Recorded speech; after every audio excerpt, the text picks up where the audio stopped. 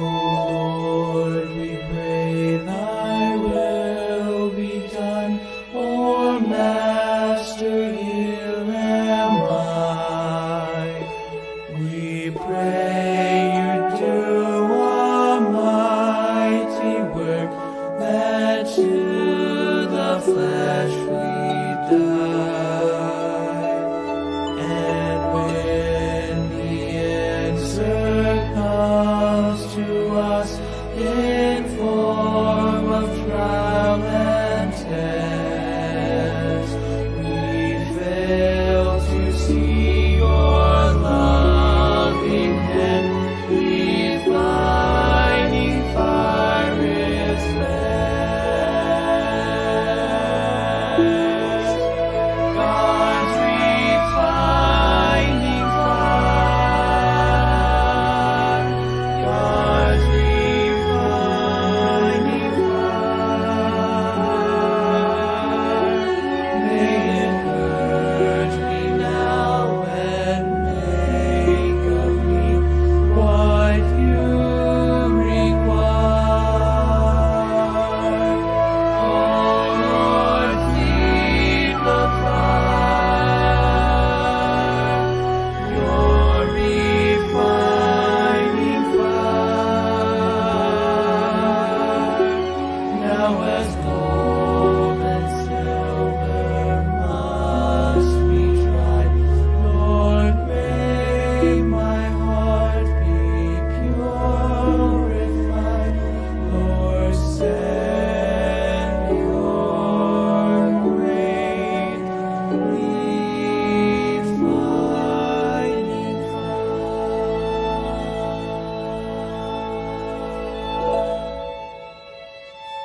that I may stand when you appear, abide till your return. Oh, place the fire perfectly, that all the dross be burned. When the furnace of affliction, Lord, or unfulfilled desires, bring forth a vessel pure and tried by your refining fire. God's refining fire. God's refining fire. May it purge me now and make of me what you require. Oh Lord, feed the fire, your refining fire. Now as gold and silver must be tried, Lord, may my heart be purified. Lord, send your great refining fire. God's refining fire. God's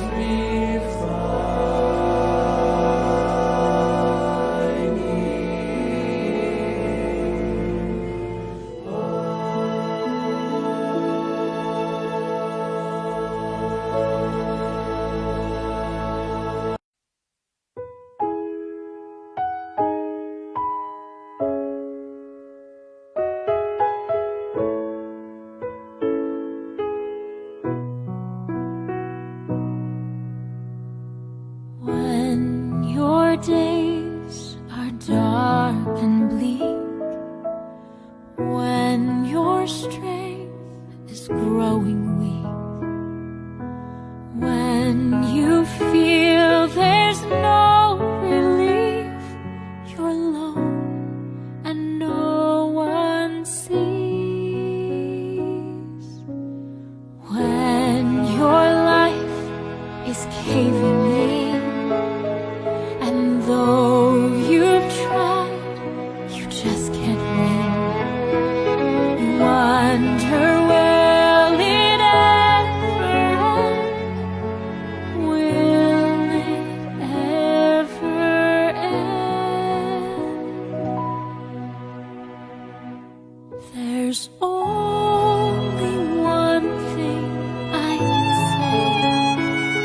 One way I know you'll be okay. No matter what life throws your way, just bend your knees and pray.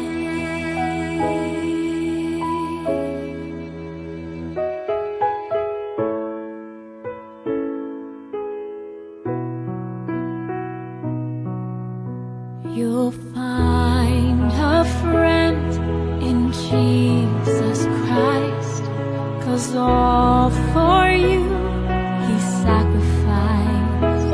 He sees each tear fall from your eyes. He hears you asking why. There's only one thing I can say. One way I know you'll be okay. No matter what life throws your way, just bend your knees and pray. You'll never be alone. You'll always have a hand to hold. No matter what life throws your way, just bend your knees and pray.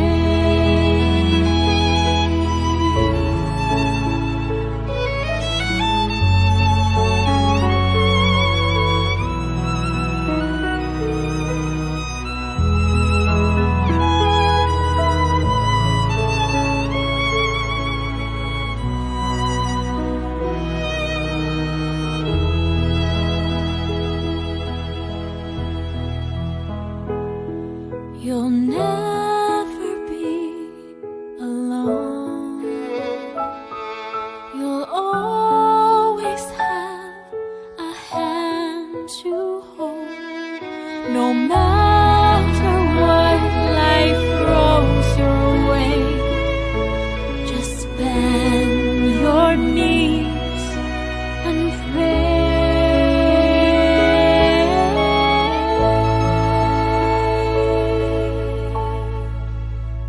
Just bend your knees and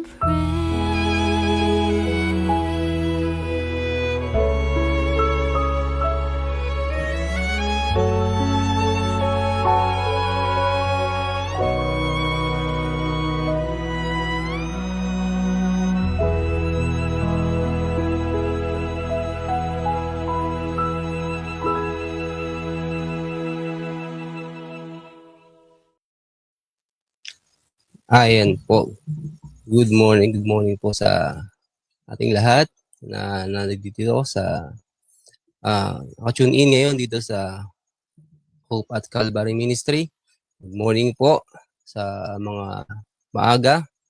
Kay Sister Lita Masangkay, good morning po. Good morning everyone. Kay Sir Gideon Pomerolag, kay kapatid na Tan. So yun. Good morning po sa ating lahat. Ano po? Ito. Manning Makaraig, good morning po. Olive, good morning po. Sister Olive, kay Eva Liwanagan, good morning din po sa inyo lahat. Ako po muna makasama nyo this morning, Brother Jonathan Bargawa po. At salamat po sa ministeryo ng Hope at Calvary at ako po ay pinahintulutan ni Sir Gideon na makapagbahagi din naman sa umagang ito dito sa programa ng Hope at Calvary. Para po sa mga di po nakakalam ng ating pong topic sa umagang ito ay sa November 25 po ay ang pamagat po ay Be Courteous, Lifting Others' Burden as did Jesus. So, yun po ang ating pagbubulay-bulayan ngayong pong ating morning devotional, mga kapatid. Bear with me po at samahan niyo po ako at free po kayong magbigay ng inyong mga refleksyon regarding sa pag-aaral natin ito, mga kapatid. At bago po tayo magsimula, tayo po ay sumandaling manalangin upang tayo po ay samahan ng Banal na Espiritu sa ating pag-aaral na ito. Tayo po ay manalangin, mga kapatid.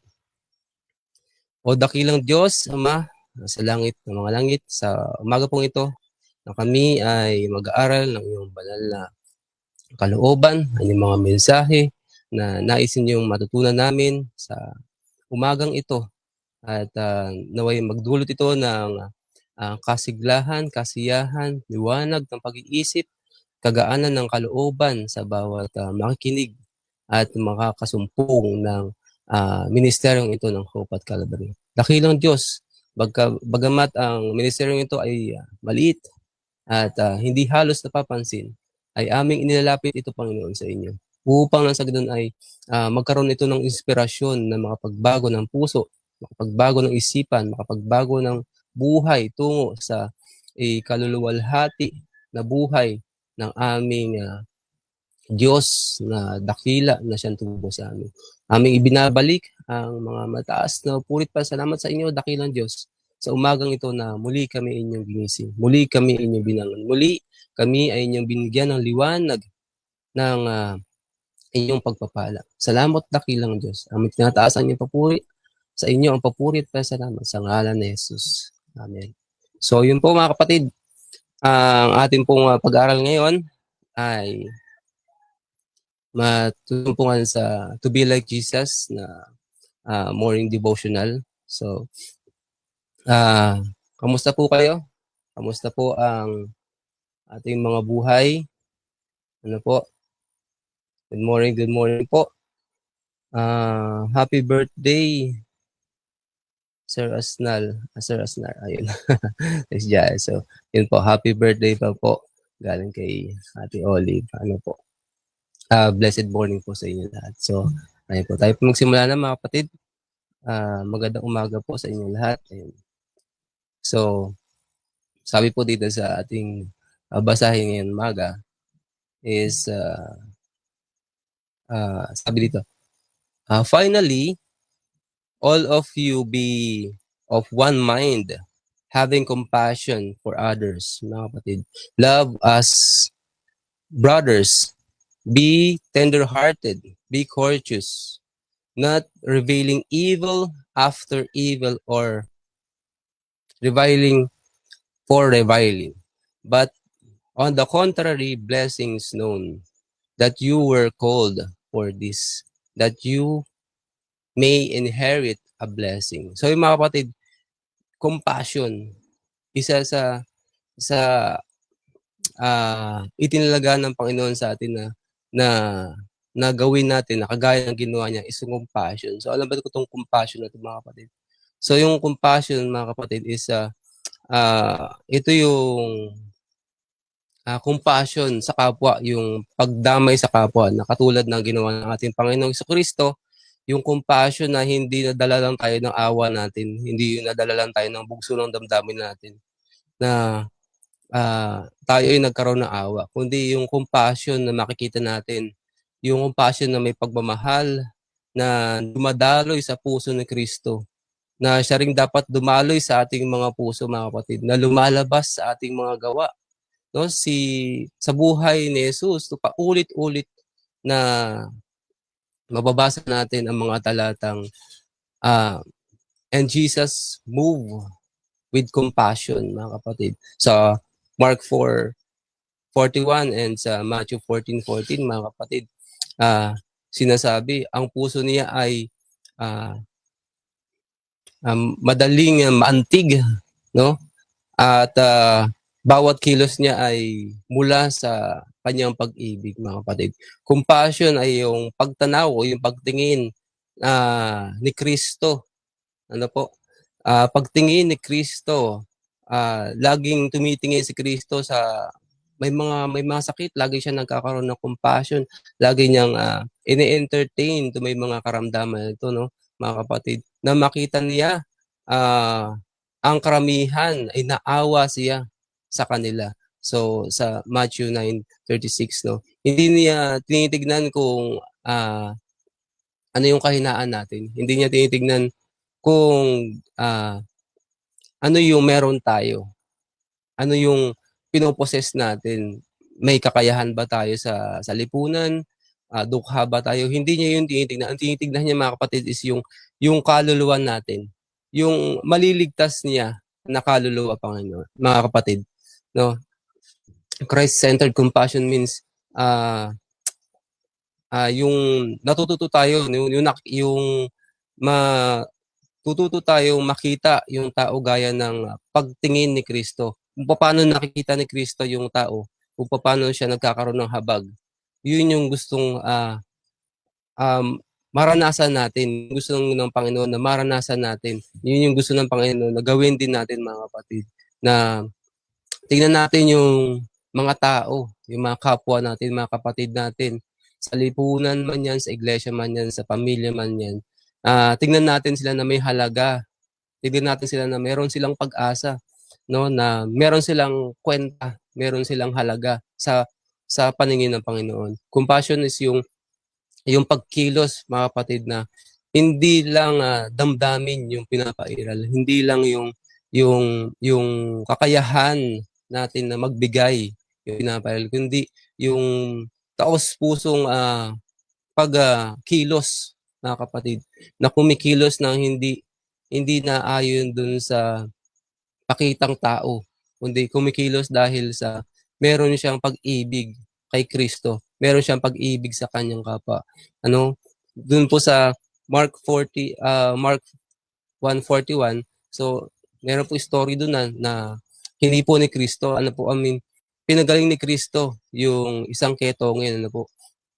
At marami pang mga istorya sa Biblia na nandun yung pagdamay ng ating Panginoon sa hindi lang sa may mga sakit, ganun din sa mga nangangailangan ng kaligtasan, no, yung mga walang karamdaman pero nangangailangan ng presensya ng ating Panginoon.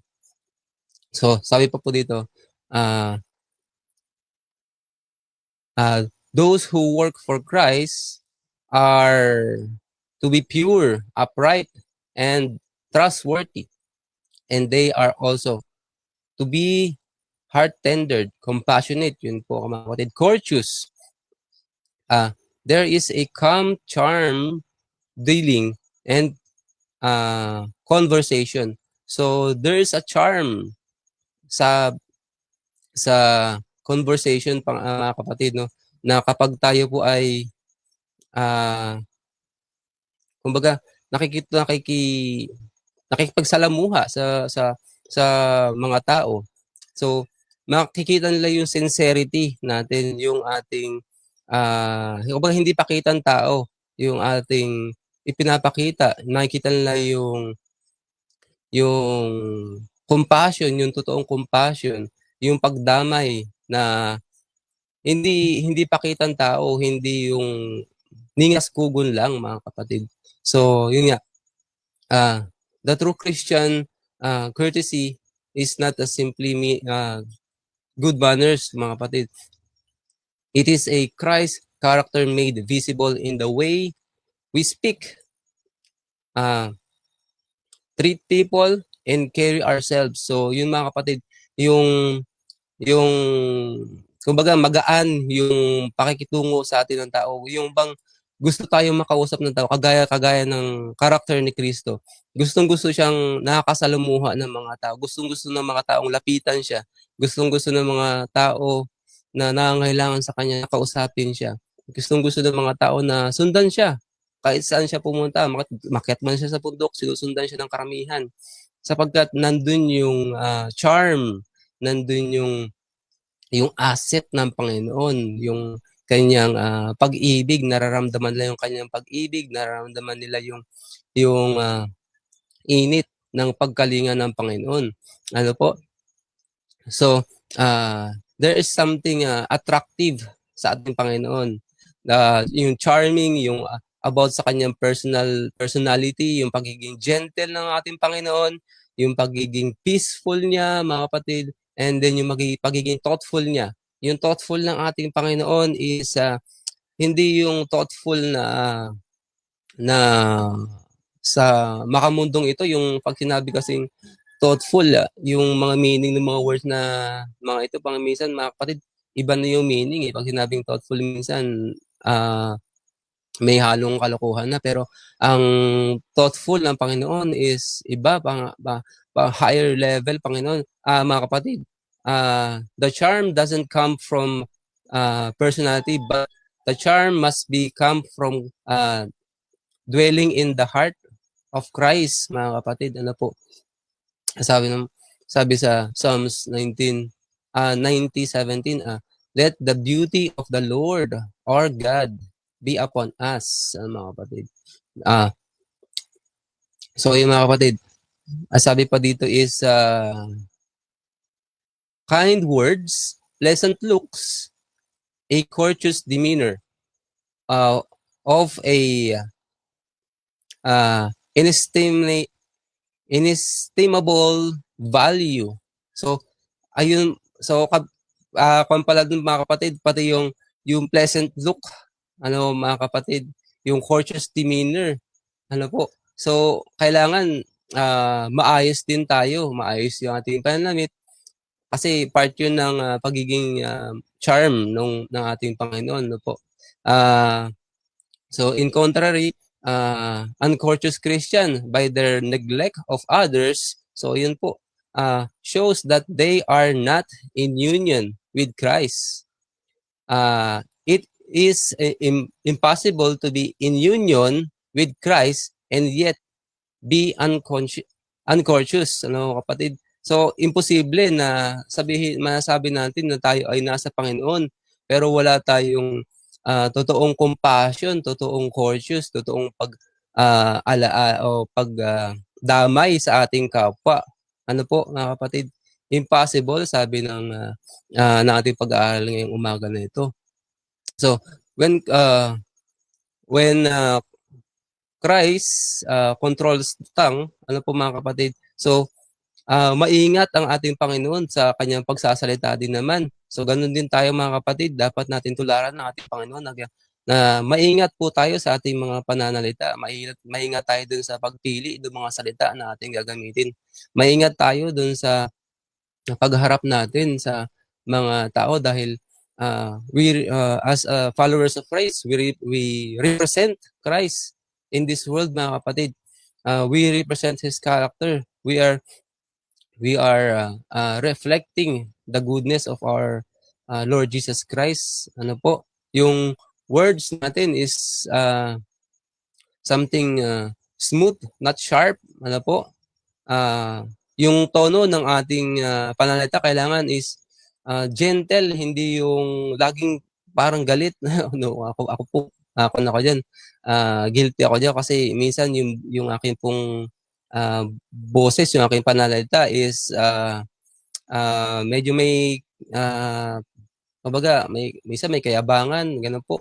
Kaya po guilty ako dito habang binabasa ko dito tong pag-aaral natin ngayong umagang ito, mga kapatid, no?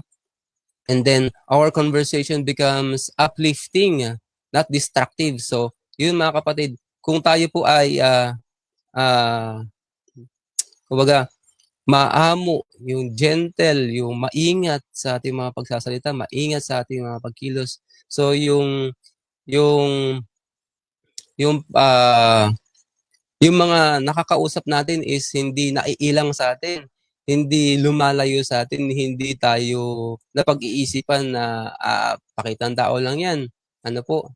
Kasi yung kindness makikita nila, yung thoughtfulness makikita nila, yung respect makikita nila sa bihis natin, sa lakad natin, sa pakipag-usap natin, sa pakikisalamuha natin sa ating kapwa, ano po, mare-recognize ng mga tao na itong taong 'to ay malamang sa malamang ay nire-reflect o nagre-reflect ang character ni Kristo sa kanya kasi makikita yung character ng ating Panginoon. Hindi man natin perfectly magaya yung character ng ating Panginoon, pero ma-recognize ng ating mga kapwa sa ating community kung bakit tayo ay kumikilos, bakit tayo ay nagsasalita ng mga ganong bagay na may politeness, na may kindness, na may caring. So, ma-realize ng mga tao, mga kasalamuha natin kung sino ang ating pinaglilingkuran. Ano po? Good morning po sa mga kapapasok pa lamang. Ano po? At welcome po sa ating pag-aaral dito sa Hope at Calvary Ministry. So, ayun. Yung sa communication natin, kailangan fair, kailangan patas tayo makipag-usap, kailangan honest. Ano po, slow to get angry. So, minsan kasi pag nagkakaroon tayo ng medyo intense na conversation sa ibang tao is na natitrigger yung ating pagiging mainitin, ano po. And then, we must be quick to forgive, mga kapatid, and ready to help. So, yun po. Lagi po tayong handang tumulong sa ating kapwa dahil sa yun po ang character ng ating Panginoon. Ano po? Sabi po sa Philippians 2:3, let nothing be done through selfish ambition, but in lowliness of mind, let each esteem others better than himself. So yun po mga kapatid, kailangan natin i-lift up yung ating mga kapatid, yung ating mga kaibigan, yung ating mga pamilya na sa tingin natin nadadown. Ano po kasi ang ating pag-aaral ngayon is be courteous, lifting others' burden. Ayun po. So nakatulad ng ginawa ni Kristo na nililift niya o itinataas niya yung moral ng ating kapwa na nalugmok sa kasalanan, na nagkamali, na nakagawa ng hindi na ayon sa kalooban ng Panginoon, hindi na ayon sa kalooban ng lipunan. Kumbaga kapatid, dapat meron tayong compassion, meron tayong pag-alaala sa kanila, dinadalaw natin sila, pinapanalangin natin sila sa abot ng ating mga kaya, sa tulong ng Banal na Espiritu na gumagabay sa atin, na isinugo ng Ama sa pangalan ng ating Panginoong Hesus na ating tagapagligtas. Ano po?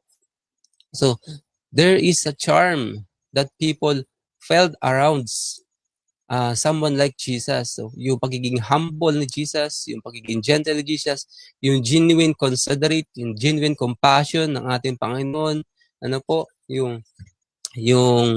Yung perfect example ng ating Panginoon when Jesus interacted with sinners, when Jesus interacted with children, mga kapatid, interacted with the women, interacted sa mga may sakit, yung pakikitungo ng Panginoon,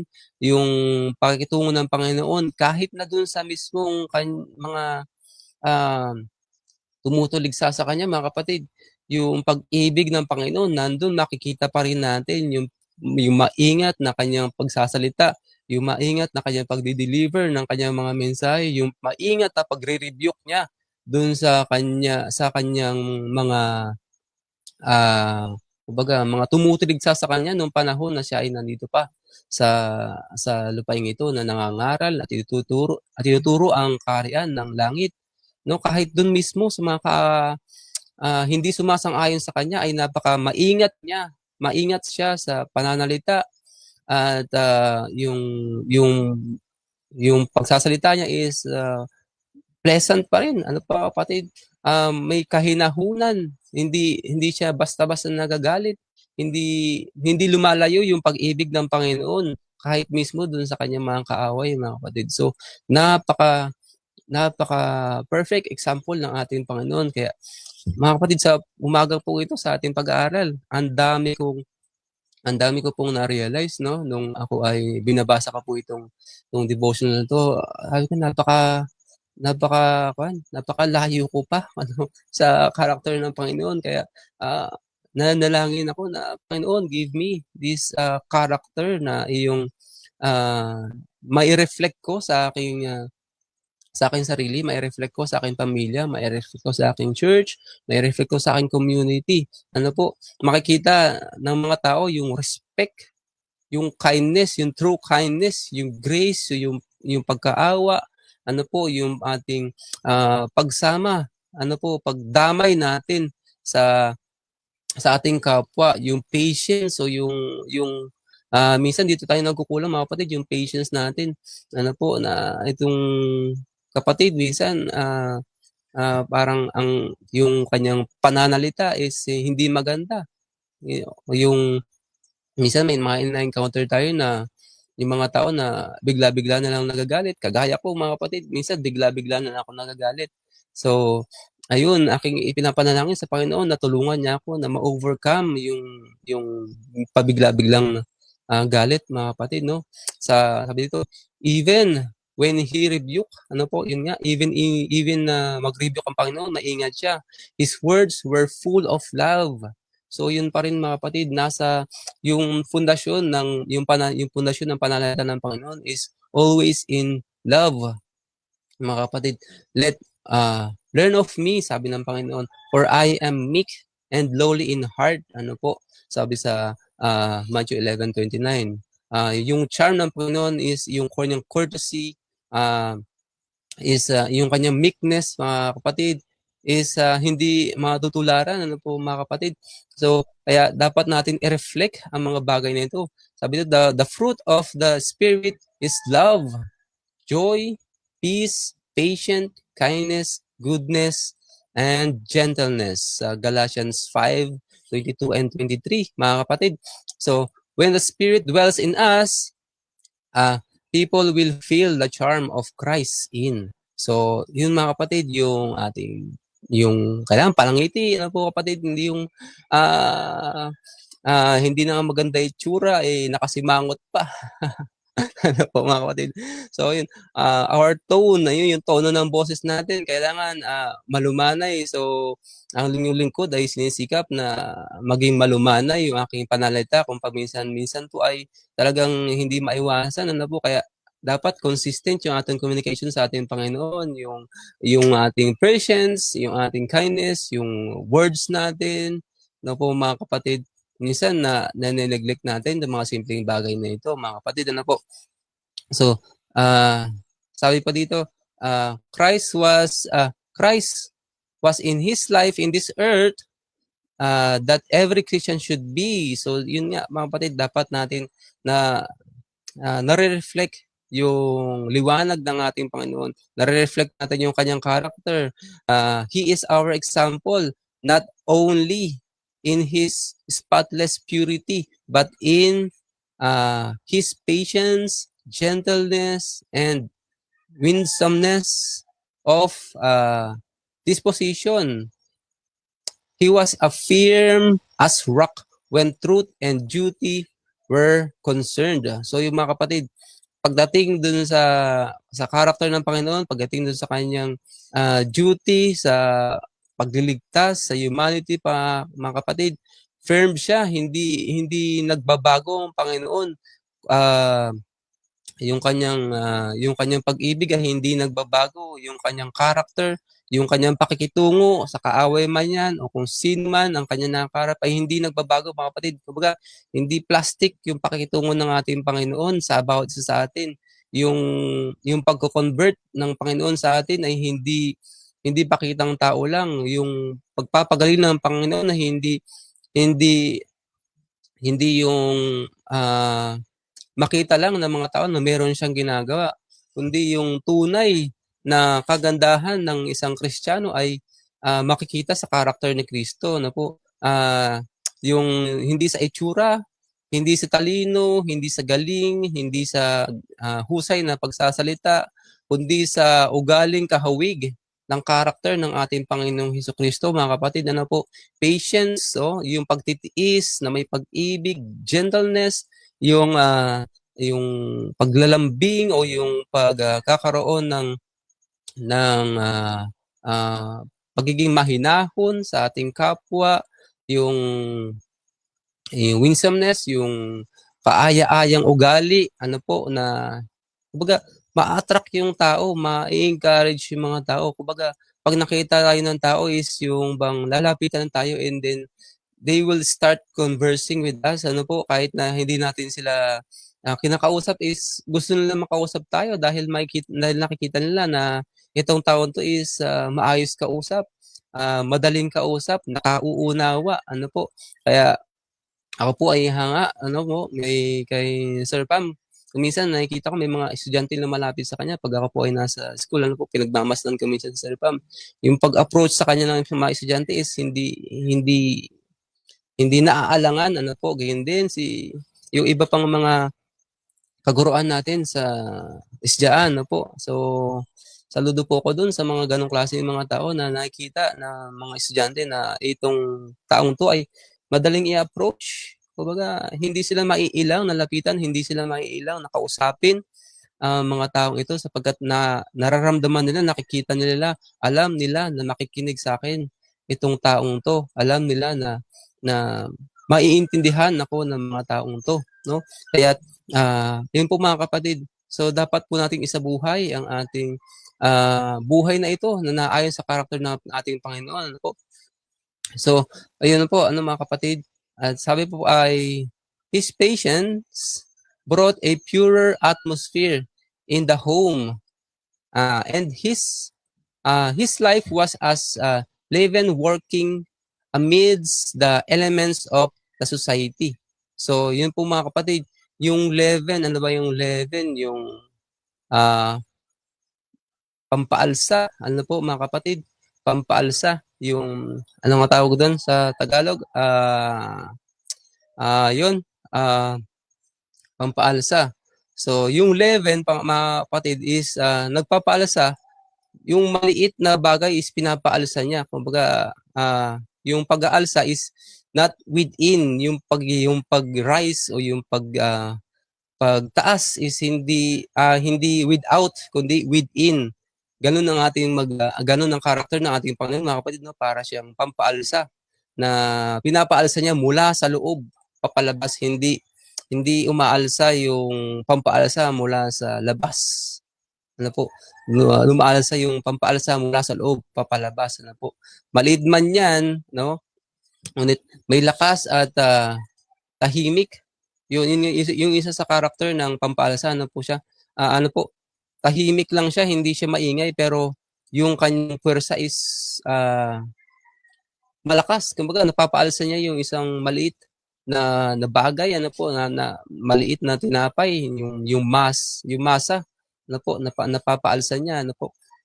So, siya ang gumagawa ang Panginoon na maingat, nakikilala niya ang ating mga puso, ano po. Hindi siya gumagamit ng puwersa sa atin, hindi siya gumagamit ng politika sa atin, ang ating Panginoon. Diba, binabago niya ating pagkatao mula sa loob palabas. So, ganun yung strategy ng ating Panginoon sa loob. Hindi niya tayo binabago sa labas, kundi binabago niya tayo sa loob. At kung ano man yung mabago sa atin sa loob ay magre-reflect sa atin palabas, mga kapatid. Makikita ng ating mga makikita sa pamayanan yung Christ-centered influence, mga kapatid. Yung tahimik pero makapangyarihan, kagaya ng ministry na to. Tahimik lang, walang halos nakapapansin, pero mga kapatid, hindi yun yung batayan natin. Ang batayan natin is yung mensahe ng Panginoon sa atin. Yung mensahe na nais ng Panginoon na i-reflect natin. Yung character ng Panginoon na nais niya na makita ng sanlibutan sa atin, mga kapatid. So, sabi ni Sister Dita Lai, Dirag, ano po, to be like Jesus, sabi niya, sana yun? Ayan. To be like Jesus must be seen and attract people. If Christ-like character is seen in our everyday, and if will possible, if we are deeply rooted in the Word and God's words, prayer and asking to guidance of the Holy Spirit is done. Way the fruit of the Spirit will be reflected. So, yun po mga kapatid. So, yung fruit ng Spirit is magre-reflect po sa atin. Makikita ng ating mga kapwa yung produkto ng Holy Spirit, yung produkto ng sacrifice ng ating Panginoon. Ano po? So, yung mga yung mga yung mga pagsubok na ating napagdadaanan is makikita ng mga tao na ang taong to ay may Diyos sa kanyang character, sapagkat kung makikita natin minsan, mga kapatid, kapag ang isang tao ay may problema, minsan iba yung ugali, ano po, nagiging iba yung character. So, pero ang ating Panginoon, mga kapatid, kahit dun sa bingit na ng kamatayan, hindi pa rin nagbago yung ugali niya eh. Yung ipapako lang siya sa krus, ipinapanalangin niya pa yung kanyang mga kaaway. Idinudulog pa ng ating Panginoong Kristo yung kanyang mga kaaway sa kanyang Ama. Sabi ng Panginoon, Ama, patawarin mo sila sapagkat hindi nila alam ang kanilang ginagawa. Ano po? Ganun yung pag-ibig ng Diyos, maging sa kanyang mga kaaway, maging sa kanyang mga uusig ay hindi nagbabago. Consistent ang ating Panginoon sa kanyang pag-ibig. Kaya nga pa, mga kapatid, ang presensya ng Kristo ay nagbabago. Ano po? Binabago yung lupain, binabago yung character, binabago yung pagpapasya. Ano po? Yung malulungkot, nagiging masigla, masaya. Yung nagdadala ng pag-asa. Ano po? Sa sugatang puso, ang Panginoon natin nagdadala ng pag-asa, ng kagalingan sa mga sugatan, no? Nagbibigay ng ginhawa sa mga pagod. Sabi ng Panginoon, my light is burden. Ano po mga kapatid, yung nagpapakita ng awa sa mga itinatakwil ng mundo. So, talagang yung pag-ibig ng Panginoon is hindi natin kumbaga maikukumpara ano po sa pag-ibig ng sanlibutan, sapagkat ang impluwensya niya ay kumakalat ano po sa lahat ng nakakasalamuhang tao niya. Ano po? Kaya yung reflection natin sa umagang ito mga kapatid, dapat din naman na yung ating character is kumalat ano po, sapagkat yung ating character na ating pinoposes is the character of Christ. So dapat po natin na isabuhay ano po yung pag-ibig ng Diyos, yung pagbabago ng Diyos sa ating mga buhay. Hindi tayo nakabatay sa kapangyarihan ng tao. O ba nakabatay tayo dun sa kapangyarihan ng Diyos na hindi tayo mapanggipit. Ano po? Hindi nanggigipit ang Diyos kailanman. Hindi natin pinipilit yung ating mga sarili sa isang conversation na hindi naman karapat-dapat. Ano po mga kapatid, hindi natin ipinipilit yung ating religion sa isang tao, kundi ipinangangaral natin si Kristo na ito yung itinuturo ng Panginoon sa atin na dapat natin gawin. Hindi natin pinipilit na maintindihan nila, sapagkat ang Holy Spirit ang magpapaintindi sa kanila. Ang atin lamang gawin is yung makita yung refleksyon ng liwanag ng Panginoon sa ating buhay, sa ating mga sarili, mga kapatid. Yung paggamit ng pag-ibig, yung kabutihan, yung kababaang loob, mga kapatid. Minsan, dito tayo nagkakaroon ng pagkukulang, ano, yung pagiging mababang loob. Ano po, yung pagpapakumbaba minsan, kasi yung ugali natin minsan ay mapagmataas. Ano po, so, ang karakter ng Panginoon is bagamat siya ay hari, bagamat siya ay Diyos, ay nagpakababa din naman. Ano po, upang maabot tayo yung impluwensya, maabot ng Panginoon, may pakita niya yung kanyang impluwensya na nagmumula sa langit. No? Kapag si Kristo ay nasa puso ng bawat mananampalataya, mga kapatid, yung tayo rin ay nagiging yun, libadura, ano po, yung pampaalsa. So, gaya ni Kristo na pinapaalsa, kumbaga nagbubukal sa kalooban niya, nagbubukal. Sabi ng Panginoon, yung tubig na ibibigay niya sa atin is mula sa loob at hindi natin kailangan pa mauuhaw. So napakaganda ng pangako na ito na mga kapatid, no? Hindi natin kailangan ng lakas ng boses para maibahagi natin yung character ng ating panahon. Hindi kailangan ng maraming titulo o maraming mga degree, ano man 'yan, para lang maipahayag natin ng Panginoon, para lang mai-reflect natin ang character ng ating Panginoon. Hindi natin kailangan yun mga kapatid. Ang pinili nga ni Kristo nung sabi na nito, mga ordinaryong tao, mga mangingisda, ano po, hindi natin kailangang magyabang. So yun mga kapatid. Minsan kasi may mga nangangaral na porkit sila'y kumbaga, tinanggap na lang ng Panginoon is hindi na nila kailangan pang magsisi. May mga ganun ako narinig mga kapatid na dahil nga sila ligtas na, so ligtas na sila habang buhay. Kumbaga, ano man yung gawin nila is hindi nila kailangan magsisi kasi ligtas na sila ng Panginoon. So, mga kapatid, merong kayabangan. So, iwasan po natin na magyabang na porkit alam natin na may mababasa tayo na ang Panginoon ay biniyayaan tayo ng kaligtasan, ay atin itong aabusuhin din naman. So, mga kapatid, so, yung pagyayabang ay hindi karakter ng ating Panginoon. Yung pagmamataas ay hindi karakter ng Panginoon. Ang justify ng Panginoon is yung may pag-ibig sa Kanya, yung handang lumuhod sa Kanya, handang magpakumbaba sa Kanya, na gaya naman na ginawa ng ating Panginoon sa Kristo, nagpapakumbaba, sinasubmit ang Kanyang will, ang Kanyang lahat ng Kanyang ginagawa, ano, Kanyang isinasangguni sa Ama bago siya kumilos. Madaling araw pa lang, kinakausap niya ng Ama. So, ganun din tayo mga kapatid. Dapat maaga pa lang, katulad ngayon, ano po. So, ito yung isang magandang practice na ating ginagawa na ating maaga pa lang ay atin ng pinagbubulay-bulayan ang mga salita ng ating Panginoon.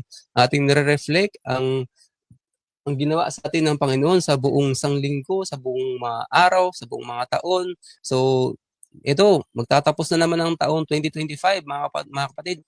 Ano yung reflection natin sa Panginoon? Ano yung makikita natin na binago sa atin ng Panginoon? Nabago ba yung buhay natin? Kumbaga, lumago ba tayo sa pag-ibig? Lumago ba tayo sa pananampalataya? Lumago ba tayo sa pagiging Kristiyano natin, mga kapatid? Sabi ng Panginoon, you are the light of the world. Let your light be shined before men. Ano po? Matthew 5:14 and 16. Kung paanong kumikilos ang lebadura na ipinapaala sa iyong masa, ganyan din dapat ang impluwensya ng isang Kristiyano sa lugar na ating ginagalawan, mga kapatid. So, yung influence dapat ng isang Christian-like character is itinataas ang mga kapatid na nahihirapan, itinataas ang mga tao, dinadamayan ng mga tao, dinadamayan ng mga kapamilya na lugmok, ano po mga kapatid, nagbibigay kalinga, ano po, dinadalaw, ano po, kaya yung isa sa magandang ministry is yung ginagawa ng ating mga kapatid yan kapag yung nagdadalaw sila, ano po, sa jail. So, yun mga kapatid, isa sa magandang character na madalaw natin yung mga natanggalan ng kalayaan dahil sa na sila ay naging biktima ng sanlibutan nito, mga kapatid. So, kung paano tayo ginagabayan ng ating Panginoon, ano po. So, oras na ba? So, sabi pa dito mga kapatid, sa ating lesson ay as he saw people worry and compiled by bearing heavy burdens, he shared their burdens. Ano po mga kapatid? Kasama natin ang ating Panginoon. So, huwag tayong panghinaan ng loob mga kapatid na, kumbaga, minsan naisip natin na nahihirapan na tayo sa ating mga suliranin, nahihirapan tayo sa ating mga problema. Isipin natin, Panginoon, mga kapatid, kasama natin ang Panginoon. He always shared our burdens. Ano po, ano man yung ating suliranin, ano ba yung ating ah, dinadala, ano po, yung ating mga problema sa buhay, ipanalangin natin mga kapatid.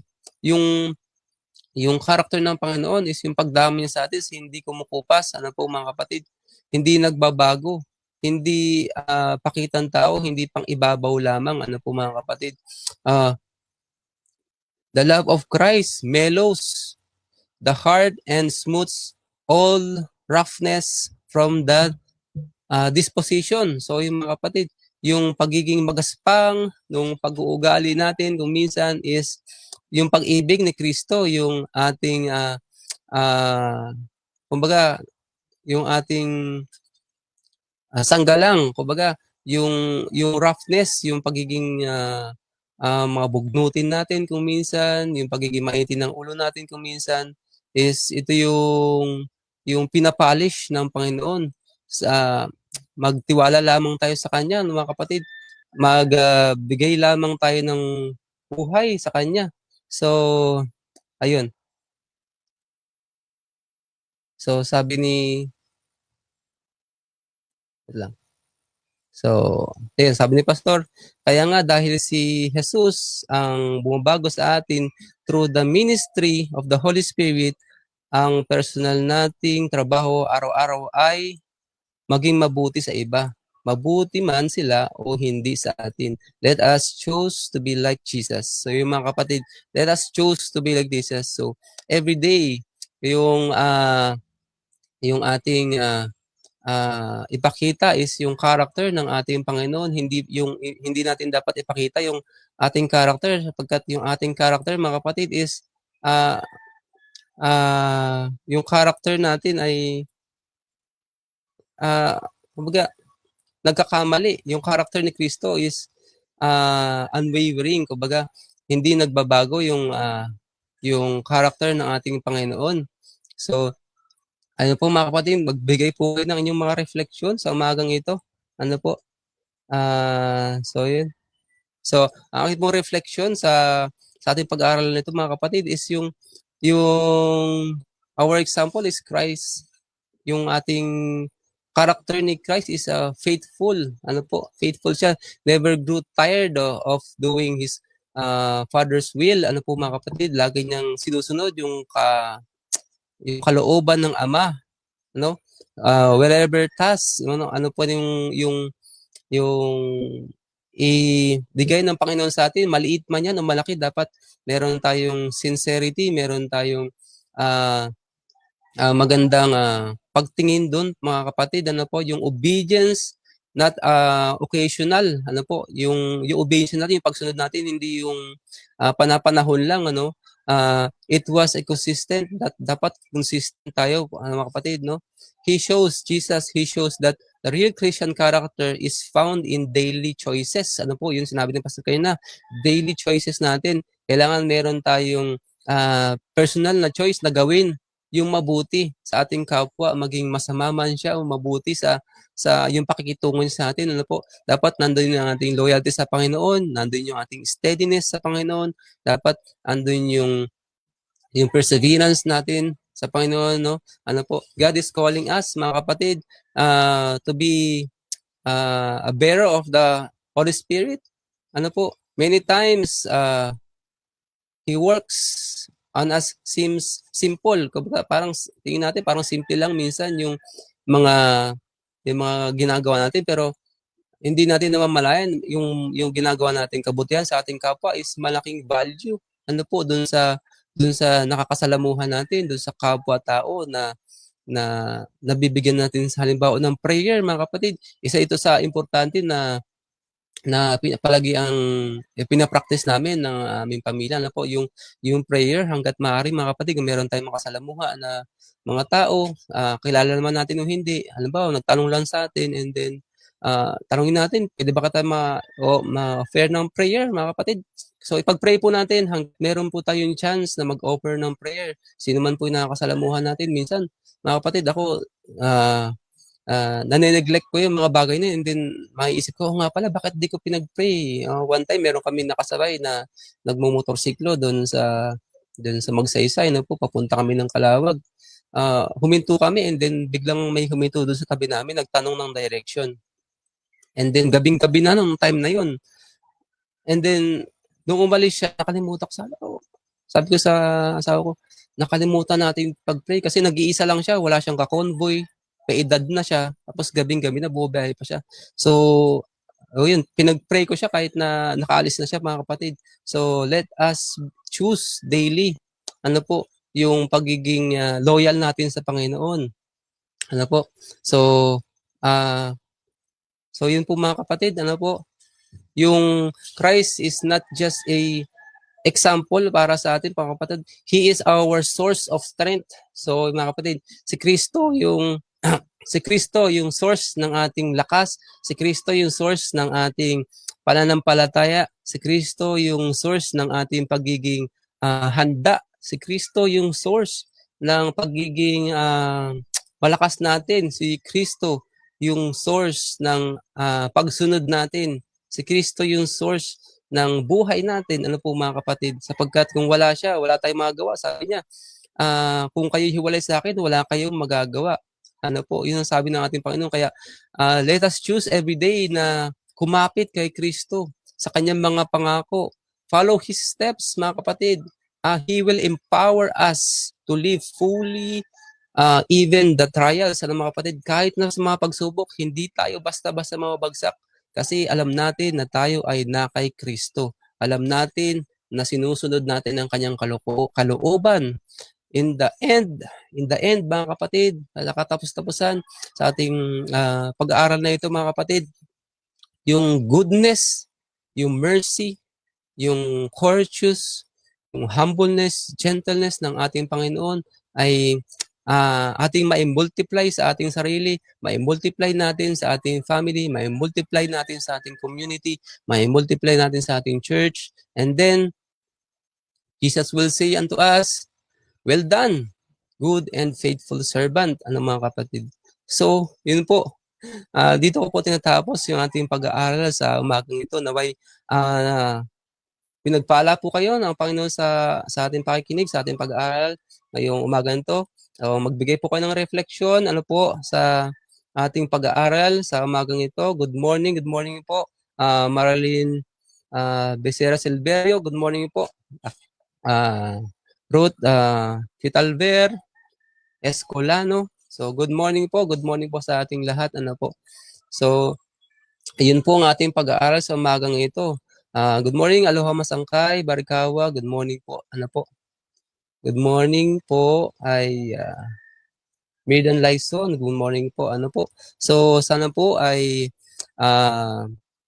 muli po kayong mag-tune in, i-share niyo po itong video na to, i-share niyo po ang Hope at Calvary Ministry na para po maipakalat natin ang salita ng Panginoon sa ating komunidad, sa ating mga pamilya, sa ating mga mahal sa buhay na nakadadama, nakakaranas ng mga kabigatan ng kalooban o espiritual na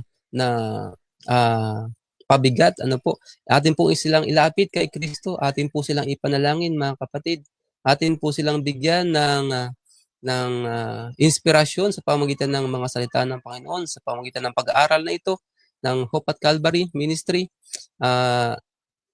So, ngayon po, mga kapatid, tayo po ay manalangin na po sa ating pagtatapos sapagkat ang oras po ay nalalapit na, At alam ko po, ang iba sa inyo ay may mga trabaho pa. Ako po ay may sundo pa, So, akin po pinagpapasalamat yung mga nakasama ko po ngayon dito sa live stream ng Hope at Calvary. Salamat po at inyo po akong sinamahan mula umpisa hanggang sa matapos ito. Salamat po, mga kapatid, at tayo po ay manalangin. Tayo po ay manalangin. So, dakilang Ama, salamat po ng marami. Amin po itinataas sa inyong dakilang pangalan sa pag-aaral na ito na aming ginawa sa umagang ito. Ay amin po kayong pinasasalamatan sa pagbibigay sa amin ng kaliwanagan, Panginoon, na i-reflect ang karakter ng aming Panginoong Hesukristo na siya ninyong sinugo sa amin upang tularan namin na isang faithful example ng aming character ay maging character ng aming Panginoon, na ang kanyang character ay maging character namin. At ang kabutihan ng Panginoon na kanyang ipinakita, ang kabutihan ng Panginoon na kanyang ipinamalas, ang kabutihan ng Panginoon na hindi nagbabago, maging ito man ay sa bingit ng kamatayan, ay ang kanyang pagkalinga, pag-ibig sa kapwa ay hindi nagmamaliw. O dakilang Diyos Ama, salamat po sa mga kapatid na nakasama ko sa umagang ito sa Hope at Calvary. Naway, anuman po ang suliranin, anuman po ang mga burdens, anuman po ang mga karamdaman, ay inyo pong bigyan ng kagalingan, Panginoon. Anuman po ang kanilang nararanasan sa buhay, ay naway huwag silang bumitiw sa mga pangako ninyo na inyong sasaamin kayo palagi hanggang sa kahuli-hulihan. Salamat o dakilang Diyos na ang inyong pag-ibig ay aming patuloy na nararamdaman. Salamat po sa aming Panginoong Jesucristo na siyang nagbigay sa amin ng ilaw, siya nagpakilala sa amin, sa inyo, na kayong Diyos na dakila. Salamat sa Banal na Espiritu na isinugo ninyo sa kanyang pangalan. Salamat o Ama, sapagkat hindi kayo nagmamaliw sa pag-ibig niyo sa amin. Salamat po. Naway ingatan po kami lahat sa araw na ito, ano man ang aming gagawin, ano man ang aming, saan man kami pupunta, ano man ang aming sasabihin, sino man ang aming mga kasalamuha, ay naway ma-transform, maibahagi namin ang salita ng Panginoon, maibahagi namin ang karakter ng Panginoon na nasa amin, na tinanggap namin mula sa inyo. Panginoon, sa umaga pong ito, aking tinatagubilin ang aming mga sarili, aking tinatagubilin ang may mga karamdaman, Panginoon. Ipuin ng inyong mapagpalang kamay at diyan sila ng kalakasan, kagalingan ng kanilang pangangatawan, Panginoon, upang sila ay patuloy magpuring, magpasalamat sa inyo at makita nila ang karakter, ma-reflect nila ang karakter ng aming Panginoon. Ama, amin pong hiningi ng kapatawaran ng aming mga pagkukulang, mga pagkakasala sa inyo. Amin tinataas at binabalik ang patas. Mapulit pa salamat sa inyo. Sa ngalan ni Jesus, aming Panginoon tagapagligtas. Ito pong aking dalangin. Amen. So muli po mga kapatid, maraming salamat po sa inyong pagsama sa akin sa umagang ito. Sa ngalan po ng Hope at Calvary Ministry, ako po si Brother Joe. Salamat po. At magandang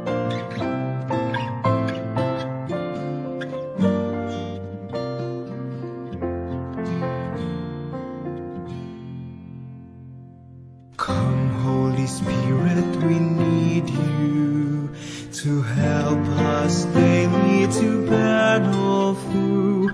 Come, Holy Spirit, and guide us to follow God's will through and through. Search us and try us, abide in us. Lead our souls and direct our paths.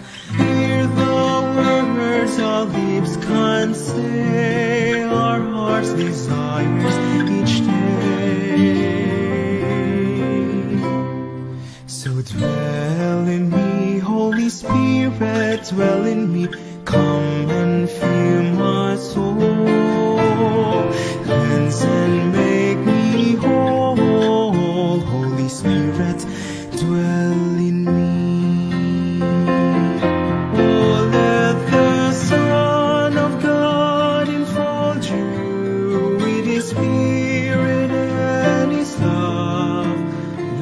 Fill your heart and satisfy your soul. Oh, let Him have the things that hold you, and His Spirit like a dove will descend upon your life and make you whole. So dwell in me, Holy Spirit, dwell in me.